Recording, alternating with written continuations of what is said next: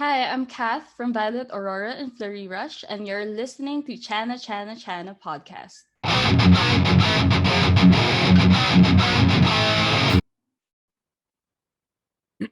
Hi everyone, welcome to another episode of my podcast. We have a very special guest today. We got Kath Choa of Flurry Rush. Hi Kat. Hi, Channa. How are you? I'm good. How about you? I'm good. I'm really happy to be here. It's actually my first podcast guesting. Okay. Yeah, Violet Aurora has been on Toast or Roast, but like we were not really on the show. They just listened to our song, and yeah, it's great because I haven't seen you for such a long time, and now we get to Yeah, catch up via yeah, it's podcast. I think it's more than 2 years probably, right? Yeah, I think the last time we saw each other was during Andy Brown, was it? Oh, yeah, that is 2019, right? Somewhere in Yeah. 2019. Yeah, and I think I went to one of those other events after that KBM event. Mm, Thrice, I think that was the last one, I think, right? yeah. It's been a while. And yeah. Have you been cycling still? Actually, what happened is when the pandemic started, I was not really comfortable cycling, and so Mm. I stopped actually cycling. I just started walking instead. Been doing a lot of walking, but I want to really get back. I miss actually cycling. How about you? I haven't gone cycling either because, you know, at the start of the pandemic with the lockdown and everything, it wasn't really, the best thing to do. Right. So I just spent most of my time really in my room, like making music. So that's why I have like so much new stuff for Violet Aurora and Flurry Rush. Right. So how did the pandemic affected you personally? I mean, was it overall positive, overall negative? How was Well, before the pandemic, I went out a lot, like almost every day. I'm outside of the house. Like, right? after work, you either go to the gym or you meet with friends or you go cycling. And then I only spent maybe like 2 days the entire week, like at home, or maybe like once a week at home. So it was a big change. But then I got to spend more time like making music, just relaxing, playing video games. So it's hard to say. I Right. was at least like productivity wise, I was able to do something still despite being stuck at home. Yeah. Yeah, personally for me, because it's before the pandemic, I was like doing cycling, I would go into concerts. So it Yeah. was more of a distraction. I think we were doing so many things. We were not really Mm-hmm. looking within us, so the pandemic really gave me some time to think about myself, Yeah. ponder. So I think it was the overall for me, I felt it was a positive thing. It was like a soul searching, Right. like very introspective. And it's cool because now you have your podcast.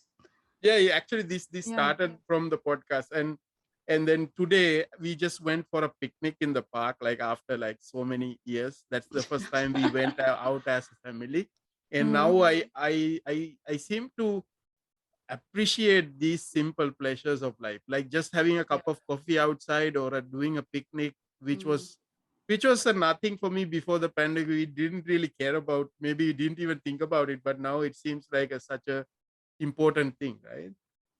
Yeah, I'm the same. It's like every time you go out, you notice a lot more than you used to. Yeah, and then I think we are trying to be now. I'm trying to enjoy that moment and be mindful more, you know, Mm-hmm. Yeah. stay away from my phone and Instagram. Which is tough. Yeah, Kat, the first time I remember seeing you was, Mm. I think it was a concert in BGC. I think it was the Mute Math Oh concert, yeah. right? Yeah. So I I was remember like, seeing you there, and then I think after that there was another show that I saw you, and then I found out your cousin of Karen, right? Like you're mm. related to Karen. So I distinctly remember you on that show, the Mute Math show. Yeah, because I was in front. And it's Right, actually very funny because like when I went there, like I had to try to get people to come with me because I didn't really know like many Mute Math fans. And right, my friend who went to the show with me was late to the show. So like I was alone when I went to the show. Like I had to wait for my friend. Yeah. right. So, Kat, tell me a little bit about your early childhood, and what's your first sort of memory on music? Well, my family was is actually like traditional Filipino Chinese. So, they were business owners and everything, but they were music lovers. I grew up in the same household with my grandparents and my parents, and my grandparents listened to music a lot. So they Mm, would listen to Chinese songs and they would sing along to the songs. They had like the old karaoke player where they would like record themselves singing over like cassette tapes. And my dad collected vinyl records. So until now, he has a huge collection. He plays the guitar. My mom plays the keyboard. So it was like a very musical environment, even if they weren't at all full time musicians. And so growing up, I just listened to a lot of types of music. I think that really helped shape me, like as a musician. right. So, what were the artists and the bands that you started listening, and you know what were the So earlier? when I was younger, like maybe like 5, 6 years old, basically I would listen to whatever my parents would listen to. Right, And at that time, like that was the early 90s, my dad would listen to a lot of new wave. So I grew up like listening to a lot of new wave. And then when I got a bit older, maybe like around 10, 11, like I would listen to a lot of pop music. Like that was the time when boy bands were were right, really popular, like Backstreet Boys, So I was Britney Spears, so I was exposed to like a lot of that like pop movement. And in my early teens, like more female fronted like musicians who were younger would come out, like M2M, Michelle Branch. And I think mm, like those artists were the ones that really pushed me to, think that hey, maybe I can do this too. Maybe I can compose my own songs. So at 12, I started taking guitar lessons. So before the guitar lessons, actually when I was younger, I had like on and off piano lessons, but nothing too serious. But like at 12, I started like trying to take up music more seriously. I would write songs, and then I formed a band, like a duo essentially, with my childhood best friend. And then after that, it was just really a lot of music, like a lot of different bands for me. right. Coming from a Chinese family, was your parents were like supporting you on the music side, or how was it like? Because was the Yeah. studies more important, or music? How was it? Well, it never really got in the way of my studies. So I was like a good Asian child who would still like, prioritize going to school and everything. But like during the summers, I would go to lessons like a few times a week. And they actually funded, my lessons. They paid for it. So I would think that they actually supported me. Mm, my first like singing lessons were when I was like maybe 5 or 6 years old. And I don't really remember asking for it. Like I don't know how it happened or whose idea it was. But so it started there, and they were pretty supportive with the lessons and everything. Right. It's I just mean, I guess in college I had, yeah, because in college I started getting gigs with my college band, and it was a bit harder then because I was 17, so I wasn't really like legal to play, you know, to like drink or whatever, but I had to like talk them into it. I had to explain like, I really love doing this, it won't get in the way of school. I think that was like the more difficult part of it, but eventually it was fine. right. I didn't think about it. What's exactly the legal age in the Philippines for drinking? 18. 18? Oh, okay. Yeah. Because it's ridiculous. Like in the US, it's 21, right? You Yeah. considered adult in 18, but you have to wait like 3 years to drink. Yeah. It's like yeah, it's different. I think yeah, the US is the latest. Like the oldest age you have to be. Right, right. So, I mean, how did that idea came in that you really wanted to like pursue, start writing your songs and recording, and how did that happen? I don't know. I just really liked music ever since I was young. Like I would sing all the time. I think to the point of annoying some family members because like I would sing like the wrong lyrics when I was younger. Like I just love to sing, and then eventually, um, I started listening to music thinking that I want to do this. Like you start listening to artists that really help you, go through stuff. Have you ever listened to something and it's like, oh, this is so good. I can relate to this. And, I kind of wanted to do that. And I wanted to have an outlet for my creativity. So it kind of just happened naturally. I felt like it wasn't something that I forced. It just kind of led me there. Right. I mean, I when I'm listening to your songs, I mean, I both your solo stuff and your Violet Aurora, right? So Hmm. you kind of got into that sort of the acoustic indie pop, indie rock thing that's very big in the Philippines, right? Like if Yeah. if if you if you think I think Ben and Ben is probably the biggest band in the Philippines right now, right? I saw Yeah. that. They're really popular. And I actually listened to them talk because I joined Philpop. It's Mm, like a digital camp. So it's one of those things that I did during the pandemic. So it's basically a songwriting camp that lasted for 4 months, and Ben was one of the guest artists. right. Tell me about Violet Aurora. What's the band about? And you said you're part of the duo, and the other Hmm. part is actually your best friend, right? Um. Oh, that was a different duo. That was like when I was a teenager, All and right. then, Okay. and then I had like another band in college, and then now Violet Aurora. I think as you grow older, especially if you don't do music as a living, like if you do it as a hobby, you eventually like meet other people, and then it kind of leads you to different places because life happens. Like for my college band, um one of the members moved to Singapore, and Mm, then one of the members is now not in Manila, also is living in one of the provinces. So it kind of leads you like elsewhere. So um luckily a few years ago I got in touch with Moss, the other member of Violet Aurora.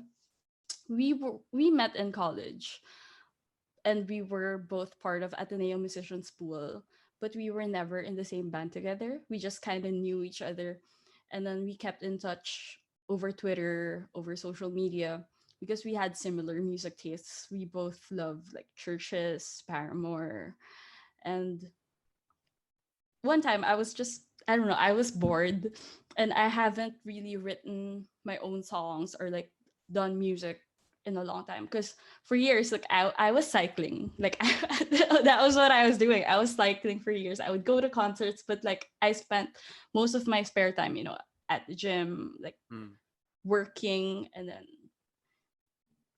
it was just like a time where I missed doing music. So I reached out to Moss. I was like, hey, do you want to you know do like a project together?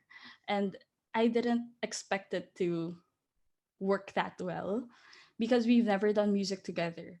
And then everything just sort of clicked between us. Like we worked, um actually our first release was a cover of Turn It Off by Paramore.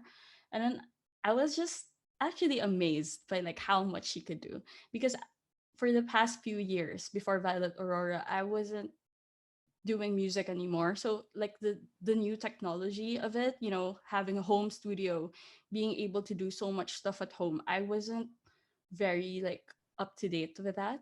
Because mm, before that, like during for my college band, we would do everything in the studio, like in the recording studio. And then I was so surprised that my bandmates was like just knew how to do everything at home. So it made it a lot easier for us as well. Right. So basically from there we just kept going. So we released an EP, and then right now we're working on an album. Right. And one of your songs that I think it's the most streamed song from you guys called Rain's Pouring Down, right? Rain's pouring down, yeah. We Yeah, released that which is earlier which this is a good song for Manila, right? Because it's year. when it rains, rains. It's always raining. Actually, just before we started recording this, it was raining hard. And I was Right. worried because I was like, you're gonna hear it on my mic. There's like white noise. Likewise, I was recording another podcast before talking to you, and then just about when I was setting up, somebody started a karaoke nearby, and I could hear the song. So in Manila Sundays feels Yeah, like there will be karaoke, right? yeah. Yeah. And like dogs barking in the street. It's like all the As Violet Aurora, have you guys performed live? No, actually we haven't because we Hmm. formed the band um in 2019, and then we spent 2019 like writing music, and we released our EP in December, like right before a few months before the pandemic. So we never really got to perform, unfortunately. Right. I think one challenge I sort of found out from a lot of artists who are doing a lot of home studio stuff is they do a lot of stuff because it's easy to do, like when you're doing that in that Mm-hmm. setup, but then they have to they have the challenge of going and doing it live, which is Yeah, another, because you have to yeah. actually use instruments to do that, right? So it's Mm-hmm. And so especially for us because we're just a duo. It's just the two of right, us. So like if we have to do it live, we need to get friends, or like we need to hire musicians to perform with us. Unless we do everything like just the two of us. Yeah. right. So, Kath, I know that you cycle a lot, and basically your whole family cycles as well together, right? So Yeah. you guys cycle together, and you're a lot into the fitness and stuff. So, how did you manage, like, this pandemic situation, and it's like all this isolation and sort of a lot of mental, because you have to deal with that Mhm. stuck. So, how did you like kept the momentum, like on towards like fitness and healthy lifestyle? Well, I try to eat healthier because I don't get to work out as much as before. Mm, So I think, and like mental health wise, I would meditate. I try to keep myself in check. I journal. So mm, just those little things because I'm not used to working out at home. So like I right, don't have that discipline. Like when I'm at home, I don't think of working out because I'm so used to going out and like working out at the gym, and also like cycling, with groups such as like Brompton Club and Folding Bike Pilipinas. So I'm not used to like doing things on my own. So I think maybe that's why I have all this like excess energy that I just poured right, into music, or like, yeah. right. So, so you now have a solo project as well called Flurry Mm. Rush. So, how did this started? I mean, was it because you had songs that you think will not fit the Violet Aurora, or what's the idea behind this solo project? I think the number one thing is like a lot of time in my hands. Because like Right, sometimes I would think like if the pandemic never happened, would Flurry Rush exist? It's like one of those questions that's difficult to answer. But it's just that my bandmate has a lot of stuff going on also outside of music. So we're not able to move at a pace as fast. And I had like a lot of ideas, and I wanted to try a lot of things. And then so I just had it like a side project to do that. And then I also joined Phil Pop, right? And we had to submit songs, and I wanted to challenge myself and be able to produce things also on my own. And I think for people who have been like musicians for a long time. I think it's a good challenge to have, to start like your own project. Mm. The It's very different in terms of like the challenge of it. I think it's very like a lot of it mentally. It's it's like when you're stuck, for example. You're working on a song and then you're stuck in something. You don't have someone to, carry you over. You don't have a bandmate. You Right. don't have someone like, hey, Moss, like how do you deal with this? Like I can't think of a riff, for example. But no, it's like you're in your own mental space, and those things help you grow, I think, as a musician. So it's just something that I embraced at the moment. Right. So you have a single called Barely now, right? That's Mm-hmm. under Flurry Rush. And then I saw from the material you sent me that you're actually planning to release few more songs under that project. Yeah, I'm actually done with the EP already. So I worked on it simultaneously with the Philpop workshop. So like during the workshop, I would listen to the talks and then I try to pick up like bits and pieces from it. And I was working on the project, and I think there was just momentum. Like at that moment, every day after work, when I'm in my room, like I would work on music, and that was my life for like three 3 months, around 3 months. That was what I was doing, basically. Right. So, Kat, what's your message to the viewers of this video and people who's going to listen to this podcast? Well, thank you for listening to this podcast. And I guess if you're a musician, I just want to say keep going. I know that it's not like the easiest thing to do in the world. It's really like a passion project for most of us, because like how many percent of musicians really make a living out of it. So it's really a passion project, but keep going, because if you have something to say, your music's meant to be heard. Right. Anybody you want to shout out to? Well, thank you for everyone who supported me along the way. Um, Especially to, well, Moss of Violet Aurora, hello. And then Anko was the one who helped me out for Flurry Rush. So he was the one who mixed and mastered the tracks. And for some of the songs, for most of the songs, he played bass for them, because that was like the instrument that I couldn't play. I Right. actually bought a bass recently. So for one of the songs, I played bass on it. So yeah. Right. So, Kat, nice to catch up with you, and super excited that you're putting out new music, and all the best with that. And hopefully, we'll see each other face to face soon. Maybe we can start cycling again. Yeah, when things get better, we'll both be so out of shape. We can cycle for like, I don't know, 5 kilometers. Yeah, it's going to be it's going to be gradual. I think there will be a lot Yeah. of walking when it's uphill. We can do city cycling first. Right, Just right. stay like around Makati. Yeah, so Kat, all the best with your project, and maybe when you have an album, let's talk again. Uh, Yeah. you're always welcome to the podcast. Thank you so much for inviting me over. I appreciate it. Yeah, so thanks, Kat. Have a great evening. All right, bye. Bye.